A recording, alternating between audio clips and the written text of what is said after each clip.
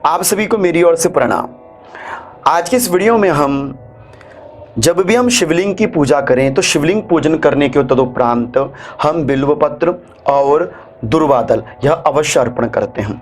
किस विधि के अनुसार हमको शिवलिंग के ऊपर बिल्वपत्र और दुर्वादल अर्पण करना चाहिए, यह विधि मैं आज आपको शास्त्रोक्त विधि के साथ समझाने का प्रयास करूंगा। तो आइए आज की इस वीडियो को हम प्रारंभ करते हैं। हर हर महादेव। तो देखिए, आप देख रहे होंगे आपके स्क्रीन में भगवान महादेव का स्वरूप प्रतिबिंब, यह शिवलिंग। सर्वांग पूजन करने के तदुपरांत आपने शिवलिंग के ऊपर बिल्वपत्र अर्पण करना चाहिए।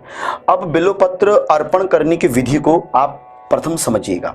देखिए, ये आपके सामने बिल्वपत्र है। जब भी आप बिल्वपत्र अर्पण करें, क्योंकि यह बिल्वपत्र भगवान महादेव को अत्यंत प्रिय है, बिना बिल्वपत्र अर्पण के भगवान की पूजा नहीं, इसलिए भगवान महादेव का प्रिय पत्र बिल्वपत्र। लक्ष्मी प्रदत्त है बिल्वपत्र, लक्ष्मी प्रदायक है बिल्वपत्र, सुख समृद्धि को देने वाला है बिल्वपत्र। 3 पत्र हैं तो त्रिदलम त्रिगुणाकारम, त्रिदेवताओं का वास है, भगवान के त्रिनेत्र माने जाते हैं, 3 लोकों का परिचायक है, आदि भौतिक, आदि दैविक, आध्यात्मिक। ये 3 प्रकार के जो ताप है इनका भी निवारण, कायिक वाचिक मानसिक शांति को देने वाला यह बिल्वपत्र है। तो बहुत भारी महिमा है बिल्वपत्र। अब हम जब पूजन करते हैं और पूजन करने के तदुपरांत जब हम महादेव पर बिल्वपत्र अर्पण करते हैं तो सर्वप्रथम यह ध्यान दीजिएगा कि बिल्वपत्र जब हम वृक्ष से लेकर आते हैं अथवा कहीं से लेकर आते हैं तो इसके पीछे गांठ लगी होती है। देख रहे हैं ना आप, बहुत नज़दीक से यदि आपको मैं दिखाऊं तो बिल्वपत्र में यह आपको गांठ नजर आ रही होगी। आपने इस गांठ के साथ कभी भी बिल्वपत्र को शिवलिंग के ऊपर अर्पण नहीं करना है। आपने सर्वप्रथम इस बिल्वपत्र को चढ़ाने से पूर्व आपने इस गांठ को तोड़ देना है। अब इसको तोड़ने के लिए कई लोग कैंची अथवा कोई हथियार का प्रयोग करते हैं, चाकू का प्रयोग करते हैं, तो सावधान। इसको आपने किसी कैंची अथवा चाकू के द्वारा नहीं काटना है। आपने केवल इस तरह से हाथों के उंगलियों के प्रयोग के द्वारा देखिए इस तरह से तोड़ने का प्रयास करना है। इस तरह से देखिए, अब ये गांठ होगी। अब आपने इस गांठ को इधर उधर नहीं फेंकना है, किसी गमले में आपने इस गांठ को डाल देना चाहिए। तो मैं इसको यहाँ रख देता हूँ। अब आपके सामने देखेंगे बिना गांठ की यह बिल्वपत्र है।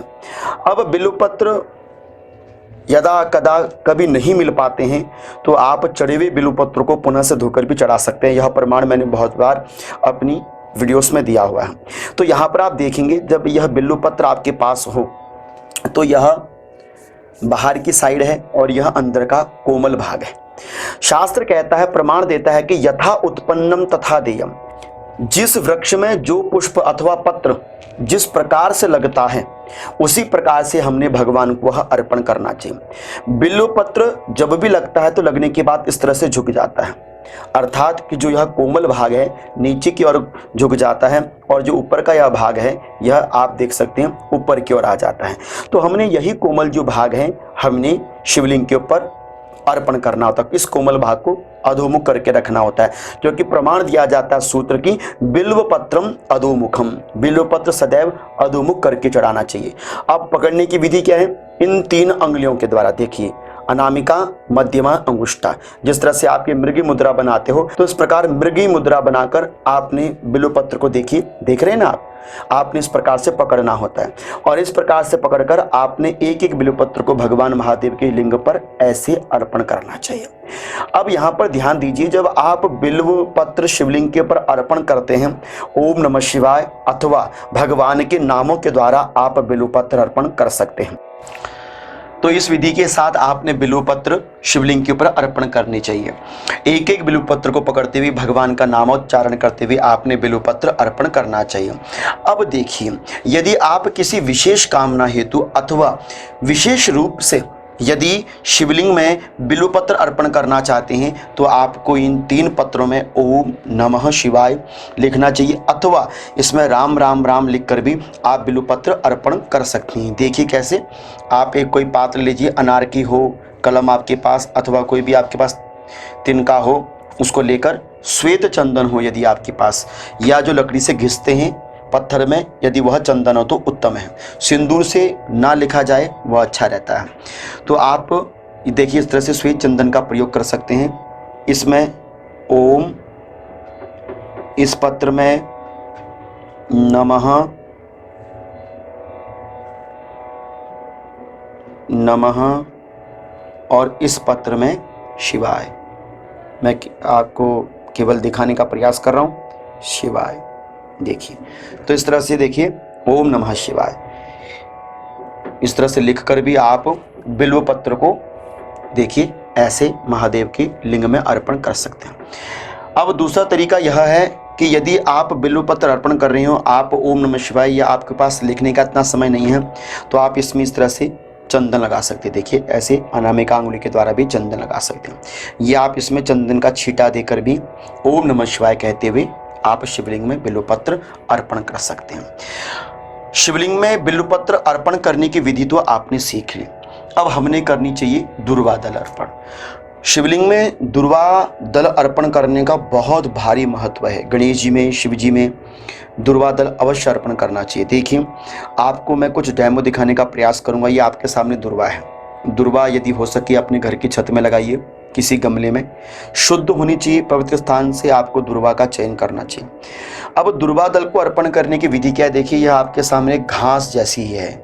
अब आपने इसको दुर्वा बनाना है, दुर्वांकुर बनाना है। तो क्या करना है आपने, जो नीचे के भाग है इसको आपने छोड़ देना है, ऐसे देखिए, और आपने देखना है कि इसका जो जुड़ाव है, इसका जो संपर्क है दुर्वा का, वो भाग कौन सा है। देखिए, आप देखेंगे यहाँ के बाद कोई गांठ ऊपर नहीं है, तो आपने इसी गांठ को इस तरह से तोड़ लेना है।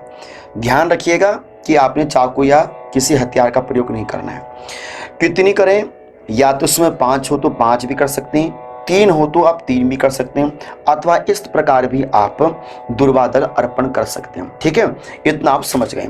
अब जब आप भगवान महादेव पर दुर्वा दल अर्पण करेंगे तो शास्त्र कहता है कि दुर्वा स्वाभिमुखाग्र, दुर्वा का मुख जो है यह है। देखिए, ये अग्रभाग यह दुर्वा का मुख है, क्योंकि दुर्वा इस तरह से खिलती है। तो क्या करना है कि जो दुर्वा का मुख है वह चढ़ाने वाले कर्ता अर्थात कि यजमान की ओर अथवा पूजन कर्ता की ओर होना चाहिए। किंतु चढ़ाना कैसे? इसी प्रकार 3 अंगुलियों से, या ऐसे करके चढ़ा लीजिए। इस अंगुली का प्रयोग, जिसको हम तर्जनी कहते हैं, जितना कम हो उतना अच्छा है। तो आपने इस प्रकार पकड़ना है। दुर्वा अर्पण करते समय दुर्वा का मुख पहले भगवान की ओर होना चाहिए। ओम नमः शिवाय अथवा भगवान के नामोच्चारण करके त्र्यंबकम जजामहि सुगंधिम पुष्टिवर्धनम उर्वारुकमिव वंदनान् मृत्युर्मुक्षीमामृतात् महामृत्युंजय मंत्र जप कर भी आप दुर्वा दल हो, बिल्व पत्र अर्पण कर सकते हैं। भगवान की ओर दुर्वा का मुख कर दीजिए। जब आप इसको चढ़ाने लगे तब आपने क्या करना है, इसका जो मुख है वह अपनी ओर कर लेना चाहिए। देखिए, देख रहे हैं ना आप। इसी प्रकार आपने जितनी भी दुर्वा है उस सारी दुर्वा को आप पहले साफ कर लेंगे, यहाँ से तोड़ लेंगे, ये भाग ले लेंगे। ओम नमः शिवाय कहते हुए भगवान की ओर मुख हो। जब आप चढ़ावें तो अपनी ओर इस तरह से मुख करके अर्पण कर देनी चाहिए। तो यह जो विधि थी, मैंने आप लोगों को शास्त्रोक्त विधि के साथ समझाने का प्रयास किया। तो इस प्रकार मैं आशा करता हूँ कि आपको शिवलिंग में बिल्व पत्र और दुर्वा दल अर्पण करने की विधि समझ में आई होगी। तो आप भी भगवान महादेव की जब भी पूजा करें, इसी प्रकार से आपने बिल्व पत्र और दुर्वा दल शिवलिंग में अर्पण करने चाहिए। यदि आपको यह वीडियो अच्छी लगी है तो इस वीडियो को लाइक, चैनल को सब्सक्राइब और इस वीडियो को अपने इष्ट मित्र को शेयर करना नहीं भूलेंगे। यदि आप मेरे से जुड़ना चाहते हो तो आप मुझे इंस्टाग्राम पर फॉलो कर सकते हैं। तब तक आप सभी सज्जन भक्तों को मेरी ओर से अनंत अनंत कोटि वंदन, प्रणाम। हर हर महादेव।